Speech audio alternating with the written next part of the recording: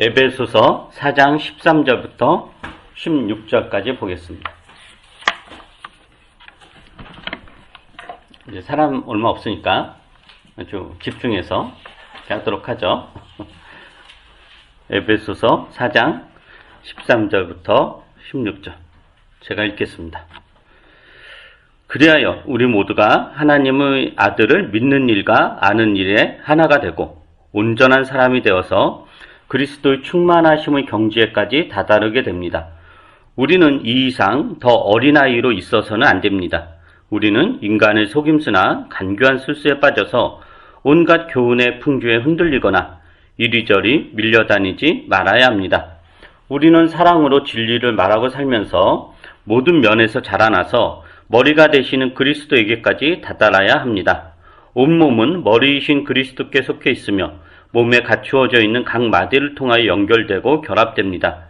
각 지체가 그 맡은 분량대로 활동함을 따라 몸이 자라나며 사랑 안에서 몸이 건설됩니다.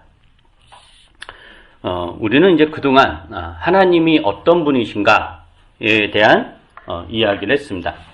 성부 하나님에 대해서, 성자 하나님에 대해서, 그리고 성령 하나님에 대해서, 그리고 삼위일체 하나님이 어떤 의미인가, 이런 이야기를 그동안 했습니다. 오늘은 이제 어떤 이야기 하려고 하냐면은 구원에 대한 이야기를 좀 해보려고 합니다. 이 구원이라는 건 이제 기독교 신앙에서 굉장히 이제 중요한 개념이죠. 매우 흔하게 사용한, 왜 예수를 믿느냐? 구원 받으려고. 왜 교회를 다니냐? 구원받기 때문에. 구원. 굉장히, 정말, 많이 쓰는 단어잖아요. 굉장히. 흔하게 이제 사용하는 단어죠. 근데 이제 너무 흔하게 사용하다 보니까 우리가 구원이 무엇인지에 대해서 잘 알고 있다라는 착각을 하게 돼요. 우리가 사실은 생소한 개념이면, 이게 뭐지 해서 공부를 하게 되잖아요. 근데 구원이라는 말은 워낙 흔하니까, 흔하면은 자기가 잘 안다라고 보통 사람이 착각을 해요. 사실 잘 알지도 못하는데. 그래서 이제, 이게, 구원에 대해서 우리가, 좀 한번 정리를 해볼 필요가 있을 것 같고, 사실 오늘 이 짧은 시간에 구원에 대한 모든 이야기를 할 수 없지만, 그래도, 제가 생각하기에 이제 가장 중요하다라고 하는 하나의 핵심을, 이야기를, 해보려고 이렇게 합니다. 하나님께서 세상을 창조하시고 사람을 만드셨죠. 그리고 이제 다른 피조물과는 달리 사람은 어떻게 만드셨냐? 아주 독특하게 만드셨어요. 어떤 맥락에서 독특하게 만드셨냐면은 사람을 하나님의 형상대로 만드셨다라는 거죠. 하나님의 형상대로. 사실은 우리가 그러니까 생물학적으로는 사람이나 개나 소나 다 똑같은 포유류잖아요. 그러니까 이렇게 생물학적으로는 사실 큰 차이가 없죠. 큰 차이가. 이런 말하면 욕할 수 있겠지만, 아니, 개도 눈이 2개가 있고, 귀가 2개가 있고, 입이 하나 있고, 저희도 그렇잖아요? 그리고 발이던 날에 4개가 있고, 우리도 4개가 있죠. 꼬리가 있느냐, 없느냐. 근데, 우리도 옛날에는 꼬리가 있었다고 하잖아요? 엉덩이 그런 흔적들이 있고. 큰 차이가 없어요. 그러면, 어떤 독특함이 있느냐 그랬을 때, 하나님 형상대로 만드셨다. 하나님이 개나 소를 당신의 형상대로 만들지 않았죠. 그런 이야기는 없어요. 근데 사람을, 하나님의 형상대로 만드셨다라는 거예요. 그러면 하나님 형상대로 만들었다는 게 뭐냐? 하나님이 사람처럼 신체 구조가 같다. 하나님도 우리처럼 손과 발이 있나? 이런 건 아니다라는 거죠. 그런 게 아니라, 하나님께서 우리를 당신의 형상대로 만드셨다라는 거는 하나님의 속성과 관련된 건데, 그 중에서 가장 핵심적인 게 뭐냐? 하나님이 삼위일체 하나님으로 영원전부터 존재하셨다. 근데 하나님이 삼위일체 하나님은 영원전부터 존재하셨다라는 것은 뭐냐면은 그 삼위일체 하나님이 어떤 관계? 영원한 사랑 안에서 사귐의 관계를 누리고 계셨다라는 거죠. 즉 사랑과 사귐이라는 공동체적 속성으로 존재하셨다라는 거예요. 그래서 하나님의 형상대로 창조되었다라는 것은 삼위일체 하나님이 공동체적 존재, 공동체적 관계로 그 속성을 가지고 존재하신 것처럼 사람도 당신처럼 사랑과 사귐이라는 공동체적 속성으로 만드셨다, 창조하셨다라는 뜻입니다. 그래서 하나님이 사람을 하나로 만들지 않고 몇으로 만들었다라는 거죠. 둘로 만드신 거죠. 둘로. 왜냐하면 이게 하나님이 아담을 만들고 나서 그 다음에 그러니까 둘을 만들었잖아요. 그거를 아담 혼자 일을 하면 너무 힘드니까 옆에서 누가 도와줘야 되겠다. 이렇게 물론 이제 돕는 배필 이런 표현이 있어서 우리가 그렇게 생각. 즉 아담이 밭을 혼자 갈면 너무 힘드니까 옆에서 누가 거들어주면 조금 더 쉽게 갈겠지. 그래서 하나님이 하와를 만들었다. 이렇게 생각을 하는데 그렇지 않아요.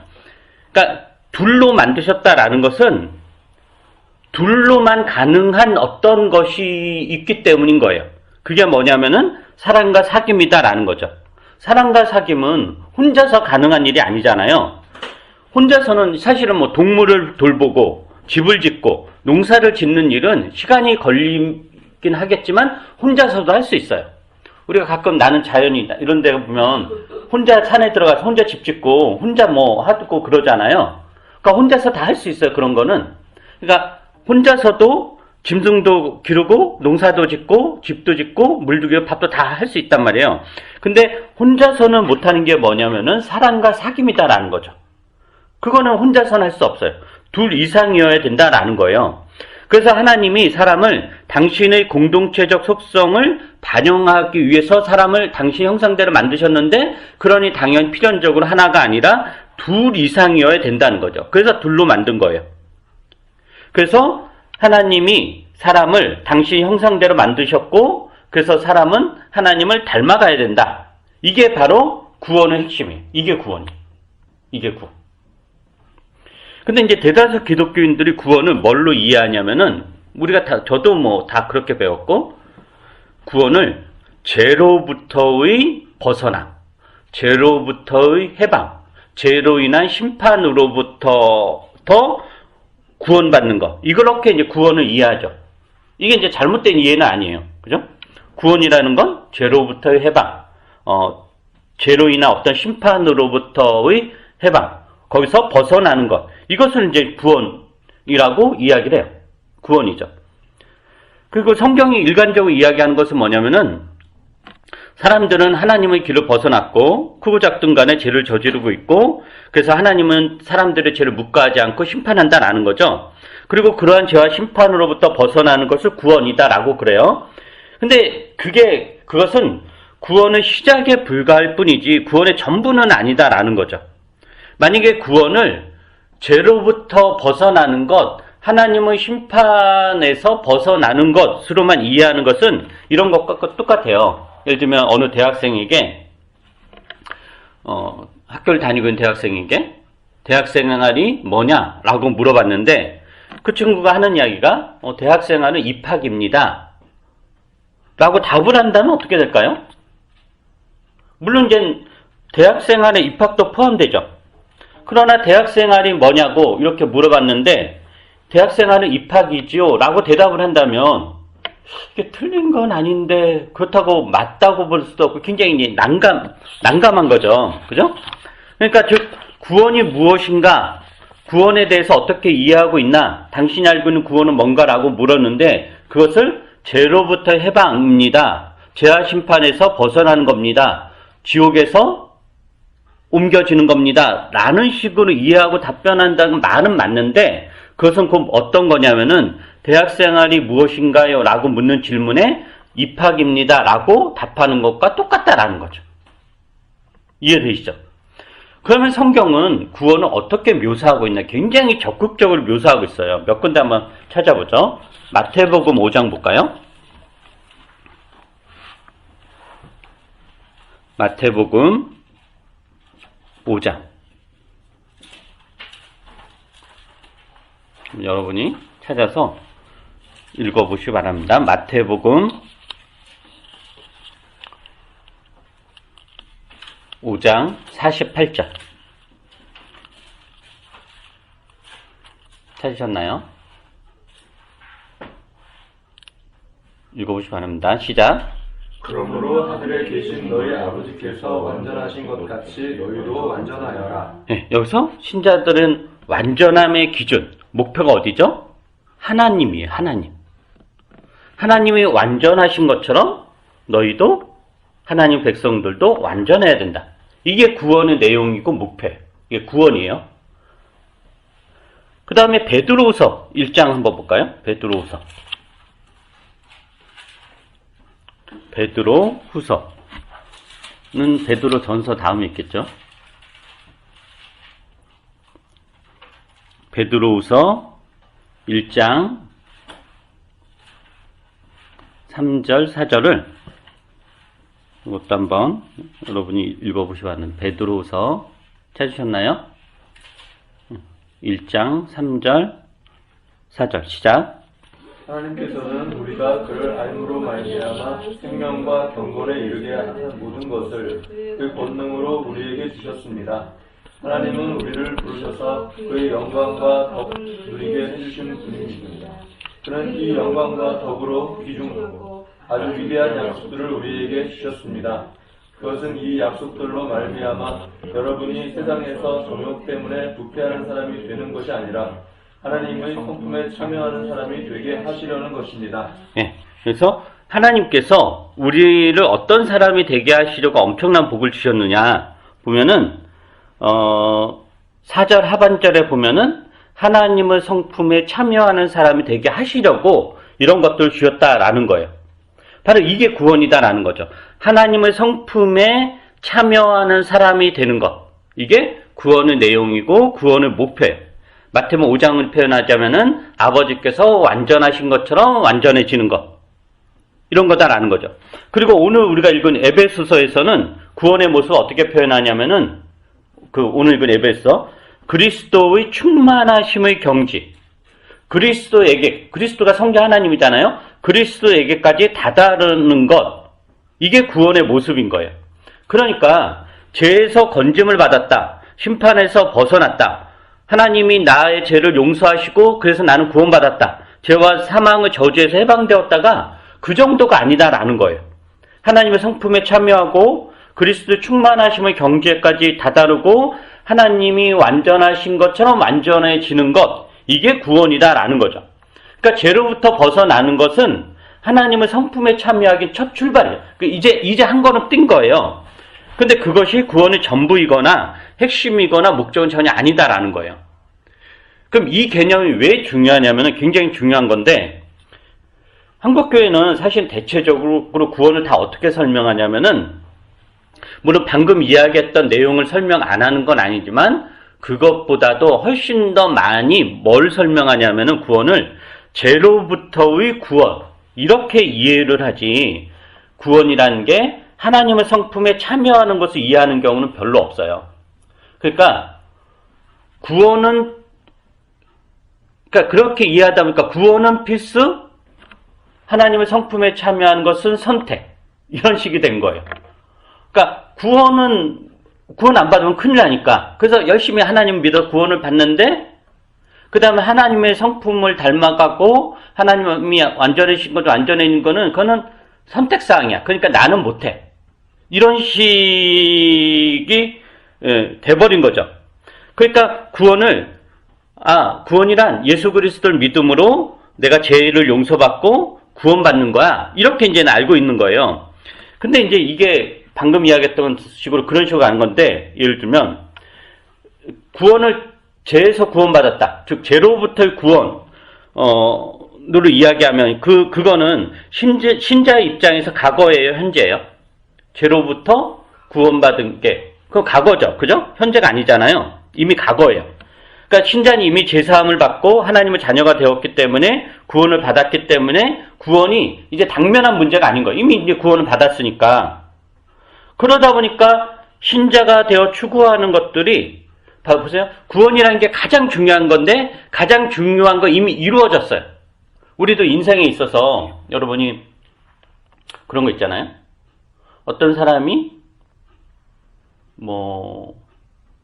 지금은 없어졌죠. 사법고시에 합격해서 판사 검사가 되는 게 그 일생일대의 최고의 최후의 목표였다고 쳐봐요.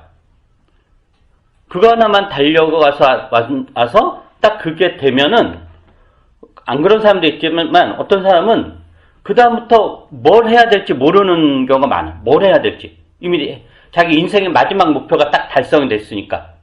그래서 더 망가지는 사람도 있거든요. 그러니까 죄에서 구원을 받는, 죄에서 벗어나는 것, 그러니까 죄사함을 받고 구원받는 것, 이게 구원의 전부로 생각을 하니까, 그래서 이미 이제 구원을 받은 거잖아요, 우리는? 그러다 보니까 뭘 해야 될지 모르는 거예요. 그래서 신자가 살아가는 삶을 추구하는 내용들이 다 이 세상에서 행복하게 잘 사는 것, 잘 먹고 잘 사는 것, 권력과 재물을 갖고 병들지 않고 건강하게 행복하게 사는 것으로 되어버린 거예요. 그래서 구원을 받아서 욕심이 적어지는 것이 아니라 더 욕심이 많아지는 희한한 일이 벌어지는 거죠. 그 이유가 뭐냐? 그랬을 때 구원을 하나님의 형상으로서 하나님을 닮아가는 것. 이것은 계속적으로 이루어져야 되는 거잖아요. 그렇게 이해하기보다는 죄에서 건짐을 받은 것 정도로만 이해하고 있기 때문입니다. 구원을 하나님을 닮아가고 하나님의 성품에 참여하고 하나님이 완전하신 것처럼 완전해지는 것이라는 맥락으로 구원을 이해하고 있다면은 구원은 신자에게 과거의 일이 아니라 이미 일어난 일이 아니라 현재의 일이 될 것이고 신앙의 방향을 구원을 이루기 위한 내용으로 채워간다라고 하는 거죠. 근데 많은 기독교인들이 자신의 구원을 이미 일어난 과거의 일로 치부하다 보니까 현재 신자로서 어떻게 살아가야 되는가에 대해서는 별 고민이 없고 그러다 보니까 그저 이 세상에서 행복하게 잘 사는 것으로 신앙의 방향을 삼고 하나님에 대한 기대도 그러한 욕구로 가득 채우는 거죠. 이것을 우리가 흔히 이야기하는 기복신앙 혹은 미국에서 굉장히 유행했던 번영신앙으로 이렇게 부르는 겁니다. 자, 그럼 이제 우리는 구원이 이제 무엇인가에 대한 이야기를 다시 해야 되는데, 아까 이야기했듯이 구원이란 게 이제 죄에서 건짐을 받는 이 정도가 아니라 하나님이 완전하신 것처럼 완전해진다. 하나님의 성품에 참여하는 거다. 그리스도의 충만하심의 경제까지 잘하는 거다. 이게 구원의 내용이고 목표다라는 이야기를 했잖아요. 그렇다면 이제 이런 생각을 해야 돼요. 그럼 하나님처럼 완전해진다는 게 도대체 뭔가? 그죠? 그리스도의 충만하심의 경제까지 잘한다는 게 뭔가? 하나님의 성품에 참여한다는 게 뭔가? 열심히 기도하는 건가? 아니면 그냥 내 마음을 막 그런, 이렇게, 자기를 비우고, 어떻게 어떤 신적인 어떤 그런 신비한 그런 세계에 합의를 하는 건가? 이게 뭔가라는 거죠. 그거를 이제 이야기를 해야 되는데, 우리는 하나님이 사람을 하나님의 형상을 창조했고, 그 의미는 하나님의 성품을 반영하는 존재로 창조했다는 것. 그러면 그 하나님의 성품은 뭐냐? 사랑 안에서 이루어지는 사귐, 즉 공동체적 속성이다라는 이야기를 여러 번 했잖아요. 그죠? 아마 여러분이 이제 진이 바뀔 정도로 다 이제 알 텐데. 그럼 이게 뭘 의미하는지 아까 읽은 이제 성경 본문 있잖아요. 그걸 가지고 다시 한번 이야기를 해보도록 할게요. 마태복음 5장으로 다시 돌아가 보죠. 우리가 하나님이 아버지가 완전하신 것처럼 너희도 완전하라. 이 구절이 있었던 마태복음 5장입니다. 5장 43절부터 그 48절이 하나님이 완전하신 것처럼 너희도 완전하라. 이게 구원의 내용이에요. 그럼 이게 완전한 데가 도대체 뭔가? 그게 바로 앞에 나오는 거죠. 마태복음 5장 43절부터 48절을 여러분이 읽어보시기 바랍니다. 43절부터 48절 시작. 내 이웃을 사랑하고 내 원수를 미워하라 하고 말한 것을 너희는 들었다. 그러나 나는 너희에게 말한다. 너희 원수를 사랑하고 너희를 박해하는 사람을 위하여 기도하여라. 그래야만 너희가 하늘에 계신 너희 아버지의 자녀가 될 것이다. 아버지께서는 악한 사람에게나 선한 사람에게나 똑같이 해를 떠오르게 하시고 부러운 사람에게나 불의한 사람에게나 똑같이 비를 내려주신다. 너희를 사랑하는 사람만 너희가 사랑하면 무슨 상을 받겠느냐? 세리도 그만큼은 하지 않느냐? 또 너희가 너희 형제 자매들에게만 인사를 하면서 지내면 나보다 나을 것이 무엇이냐? 이방 사람들도 그만큼은 하지 않느냐? 그러므로 하늘에 계신 너희 아버지께서 완전하신 것 같이 너희도 완전하여라. 네. 하나님처럼 완전해진다는 게 이제 뭘 의미하느냐? 하나님처럼 완전해진다는 게 뭐냐? 우리를 사랑하는 사람만 사랑하고 형제 자매들에게만 인사를 하고 잘 지내는 것, 그것은 안 된다는 거죠. 원수를 사랑해야 된다라는 거예요. 즉 하나님처럼 완전해진다는 게 뭐냐면은 사랑과 사귐이잖아요. 근데 그것을 어디까지 해야 되느냐? 원수에까지 해야 된다는 것. 이게 곧 하나님처럼 완전해지는 것. 이게 구원의 방향이고 목적인 거예요. 그렇다면 우리가 하나님을 믿는 백성으로서 구원을 계속 이루어 가야 되잖아요. 구원을 이루어 간다는 게 굉장히 추상적인 건데 어떤 사람은 그냥 종교적 수행을 열심히 하는 걸로 구원을 이루어 가려고 하는 사람 있잖아요. 근데 지금 성경은 그게 아니라 어디냐? 원수를 사랑하는 수준까지 가야 된다 라고 하는 거죠. 물론 우리 수준은 원수는커녕 형제 자매들조차도 사랑하지 않는 수준인데 어떻게 그럴 수 있느냐? 그래서 구원이라는 게 늘 현재적이다 라는 거죠. 계속적으로 이루어 가야 되는 거다 라는 거예요. 자, 그 다음에 아까 찾아봤던 베드로후서 다시 또 볼까요? 베드로후서 1장 4절에 우리가 구원이라는 게 하나님 성품에 참여하는 거다 라는 이야기를 했잖아요. 그럼 그 맥락이 어떤가 한번 보죠. 베드로후서 1장 다시 한번 가보세요. 베드로후서 1장 3절부터 8절입니다. 베드로후서 1장 3절부터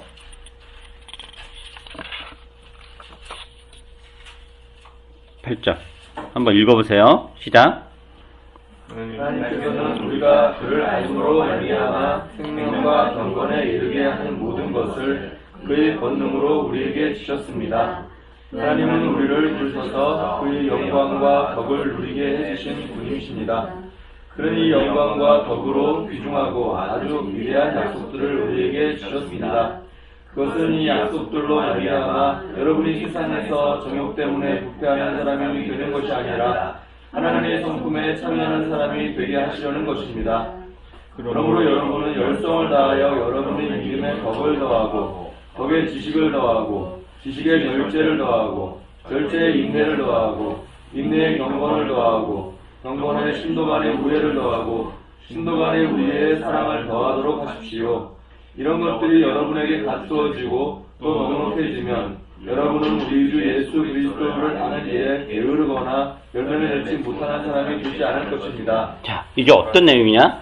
3절, 4절, 그 하나님의 성품에 참여하는 거다라는 구절이 그 4절 하반절에 있잖아요. 3절, 4절은 어떤 내용이냐면은 하나님께서 우리에게 많은 걸 주셨다. 생명과 경건에 이르게 하는 그 위대한 것, 이런 것들, 위대한 약속들 주셨다라는 거죠. 근데 그 주신 이유가 뭐냐면은 4절 하반절에 보면은 하나님의 성품에 참여하는 사람 되게 하려고 그 위대한 것들을 우리에게 주셨다라고 하는 거죠. 그 하나님 성품에 참여한다는 게 구원인 거예요. 그러면은 하나님 성품에 참여한다는 게 도대체 뭐냐? 그게 이제 5절부터 8절에 나오는 거예요. 여러 가지 덕목이 나오죠. 5절부터 8절에. 그 다음에 7절에 보면 어떤 이야기 나오냐면은 경건에 신도 간의 우애를 더하고 신도 간의 우애에 사랑을 더하도록 하십시오 라고 하므로 4절에서 하나님의 성품에 참여하는 사람이 되게 하려고 했다라고 그랬을 때 그게 뭐냐? 여기서 이야기하는 우애를 더하고 신도 간의 우애에 사랑을 더하는 것. 즉 사랑 안에서 이루어지는 사귐을 이야기하는 거. 이게 구원이다라는 거죠. 그러니까 구원이란 뭐냐? 하나님의 형상대로 창조된 사람들이 하나님의 형상대로 살면서 하나님의 하나님의 성품에 참여하는 건데 그 하나님의 성품에 참여한다라는 것은 그 사랑 안에서 이루어지는 사귐의 그 내용이 우리 삶에서 풍성해지고 깊어지고 넓어지고 높아지는 것. 이게 곧 구원에서 자라는 거고 하나님의 성품에 참여하는 거고 하나님이 완전하신 것처럼 완전해지는 과정이다 라고 할 수 있는 겁니다. 그래서 이제 우리가 여기에서 구원의 중요한 특성을 알 수 있어요. 구원의 중요한 특성. 구원은 개인적으로 이루어지는 것이 아니라 둘 이상의 공동체적 관계에서 이루어진다라는 것을 알 수 있습니다. 즉 혼자 산속에 들어가서 혼자 돛닦고 뭔가 깨달음을 얻는 것으로 구원은 이루어지지 않습니다. 그건 기독교적 구원과 아무런 상관이 없습니다. 우리가 구원을 받고 구원을 이루어 간다라는 것을 어떻게 확인할 수 있을까요? 그것은 타인과의 관계를 통해서 확인할 수 있습니다. 구원이라는 게 사랑 안에서 이루어지는 사귐의 관계라면 당연히 그 구원에는 뭐가 있어야 되냐? 나와 타자가 있어야 돼요. 타인과의 관계를 통해서 내 구원이 이루어지는가를 우리는 확인할 수 있어야 됩니다. 이게 성경이 계속해서 이야기하는 이웃사랑인 거죠. 성경에서 이웃사랑을 강조하는 이유는 단순히 윤리적 실천 차원에서 강조하는 것이 아니라 그것이 곧 구원의 내용이고 구원의 전부이고 구원의 목적이기 때문입니다. 마지막으로 요한일서 하나를 보고 말씀을 맺히도록 하죠. 요한일서 3장입니다. 그것을 이렇게 이야기하고 있어요. 요한일서 3장